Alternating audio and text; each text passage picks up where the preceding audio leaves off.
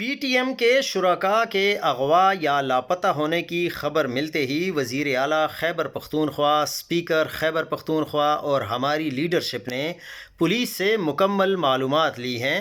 Khyber Pakhtunkhwa police نے ایسی کوئی کارروائی نہیں کی ہے اور کہیں پر اگر ایسی کارروائی سامنے آئے گی تو اس کے خلاف تادیبی کارروائی کی جائے گی۔ سب کو معلوم ہے کہ کون لوگ ہیں جو جرگے سے پہلے بھی اور بعد میں بھی نہیں چاہتے ہیں کہ یہ جرگہ کامیاب ہو۔ ایک بڑے مقصد کے لیے پوری خیبر پختونخوا کی نمائندہ جماعتوں اور ہر مکتبہ فکر کے لوگوں کو صرف اور صرف امن کے لیے اکٹھا کیا گیا۔ متوازی حکومت چلانے والے بدماشیہ کے خلاف ایک لفظ بھی نہیں، اور جنہوں نے دعوت دی، مین سٹریم میں لا کر آپ کو موقع دیا، انہی کے خلاف ہرزہ سرائی کی۔ صوبائی حکومت اور Pakistan Tehreek Insaf P T M کے شرکاء کا لاپتہ ہونے اور اس گھٹیا حرکت کرنے والوں کی نہ صرف بھرپور مذمت کرتی ہے بلکہ یہ سمجھتی ہے کہ یہ صوبائی حکومت کی امن کی خاطر مخلصانہ کوششوں پر ایک بزدلانہ اور شرمناک فعل ہے۔